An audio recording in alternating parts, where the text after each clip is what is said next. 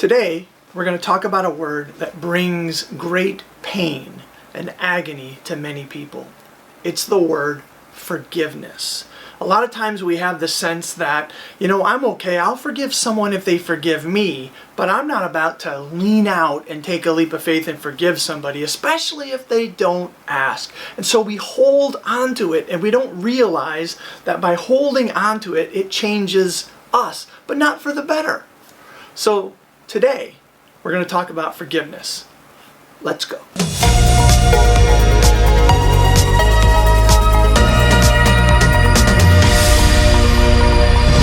In talking about forgiveness, right, the story that comes to my mind is a story that's found in the Bible in Luke chapter 23, because we focus in on a scene where Jesus has been crucified. He's up on this cross. He's been beaten, he's been mocked, he's been spit upon. He has had this lead-tipped whip just gone after him, and his flesh is all torn. It's a very bad scene. When he's up there on that cross, right, the soldiers down below are gambling with his clothes, and he looks down upon them, right, and he prays this prayer: Father, forgive them. They don't know what they're doing. Man, I don't know if anything is more painful than to forgive someone who hasn't asked us to forgive them. It's almost like we have to extend something to someone who really doesn't deserve it. And why should we do it? Chuck Swindoll, in one of his books, talks about what happens to a person who refuses to forgive. Listen to his words. He said, "The cause and effects of bitterness seep into the basement of our lives like runoff from a broken sewer pipe. Every form of ugliness begins to float to the surface of those murky waters, and prejudice and profanity and suspicion and hate and cruelty and cynicism. It's just stinky and it's smelly. There's no torment like the inner torment of bitterness, which is the byproduct of an unforgiving spirit. It refuses to be soothed. It refuses to be healed. It refuses to forget. There's no prison more damaging than the bars of bitterness that we won't let the battle end. So we turn into these bitter, angry people." Now some people say, no, it doesn't bother me. I just internalize it. I just don't think about it. Well, that's not true, because basically how I look at forgiveness is if somebody does something to you, it's like they take a grappling hook, put a chain on it, they swirl it, and they throw it, and it hooks you. And now you have this grappling hook with this chain, and now you drag the person on the other end of the chain with you everywhere you go. We say, I'm not going to forgive them, they don't deserve it, but we don't realize we drag them with us by not forgiving them. Forgiveness means we stop, take a look at the wound, and pull out the hook and let it go. And then we keep moving so that the wound can heal. Forgiveness is about us, not the other person. So how do we do it? When do we do it?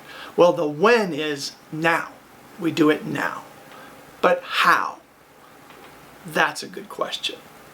So this is how we do it. Step one, you have to decide to do it. You can't be thinking about it, should I, shouldn't I? You have to decide, I'm going to do it. That's step one. Step two, you have to remember that by forgiving somebody, it doesn't let them off the hook, right? They don't get away with it, so to speak. Basically, you're taking out the hook and handing it over to God. And God will do what's just and what's right.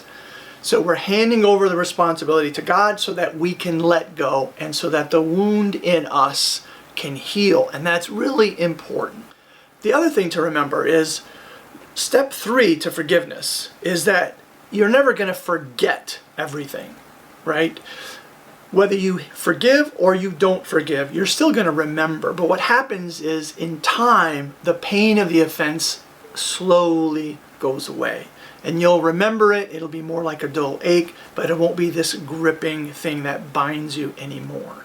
So remember, it's not just totally forgetting, it's about moving the offense away and trying to move on, trying to heal, right? That's really important as it relates to forgiveness. The fourth thing is this. When you forgive somebody, it doesn't mean you give them carte blanche to come back into your life and do whatever they were doing. You have to forgive with appropriate boundaries.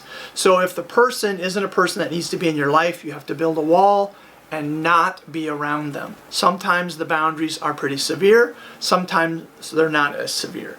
But with every act of forgiveness, there's some aspect of a boundary. Don't skip over that dynamic. So after you've done that, right, you've established boundaries in your mind, you know what's going to happen, you know that you're going to forgive, then you have to remember the timing of forgiveness has nothing to do with your feelings. Feelings are like the caboose of a train. The decision or the act of the will to forgive is like the engine of the train. So the engine of the train moves, cool sound effects, right? And then eventually the caboose or the emotions come along. You forgive out of the act of the will, and then eventually the emotions come along. You do it because it's the right thing to do. You do it so that you can heal. You don't do it because of the other person. Matter of fact, most of the time you never even tell the other person that you're forgiving them. That's a whole different issue. Forgiveness is what you are doing to heal. So remember, it's an act of the will. Don't let your emotions dictate, right, what you're going to do. So once you have decided that you're going to forgive, then you have to do an inventory, right? That's step 6. So what you do is you write down all the people who have offended you in your entire life. It might take you a day or two. You write them all down, and then you sort of prioritize them. This person offended me the most, this person the least.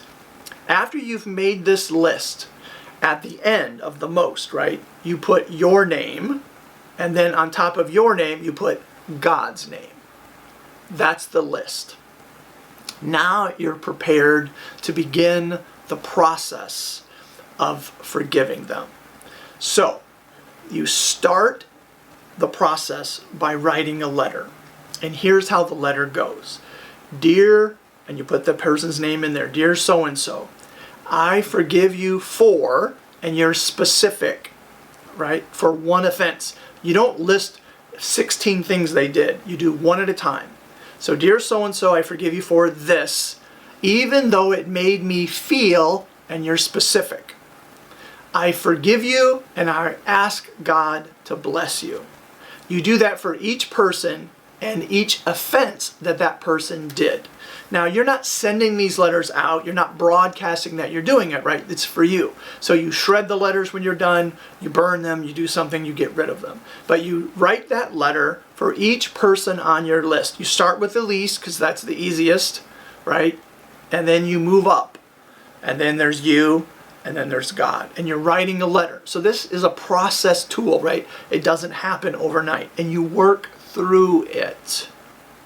It's really important, right? Before you move on to the next person, you can finish with the first person, right? Then you move on to the next person, right? And you work your way through the list, and you work your way through all the offenses. Sometimes you have to do it a couple times because it just kind of sticks in you. But eventually it clicks in, and it really does make a difference. You really do begin the healing process. One last thought. Lewis Smedes points out, the first and only person to be healed by forgiveness is the person who does the forgiving. When we genuinely forgive, we set a prisoner free, and we discover that the prisoner we set free was us. So forgiveness really is for us. So look, forgiveness is a really hard thing to do. Let's just be honest. It's hard. But if you find that this little video has been of value to you in any way, would you do us a favor and like it? You can even hit the little bell after you subscribe, right? You can smash that subscribe button, then hit the little bell, and it'll kind of send out a reminder when new videos get posted. We do this, right? We do these videos because we want to change the world. We want to give you tools because you're part of our family. We want all of us to be better. We want all of us to heal. We want all of us to be renewed and to move forward in a very powerful way. And most of the time, forgiveness blocks the moving forward. So hey, do us a favor, smash that subscribe button, and then share it with a friend, right? And encourage them to do it as well. In the comments below, right, we want to interact with you. So tell us, how do you forgive people? Or where have you stumbled in the forgiving process? Where have you tried and just got stuck? Or any questions that you have. We will get to all of them, right? So put them out there. We'll answer them. You're part of our family, and we really appreciate it. Remember, together we can change the world by providing hope, healing, and a forward momentum. We can do this. You can do this. Peace out. Doc.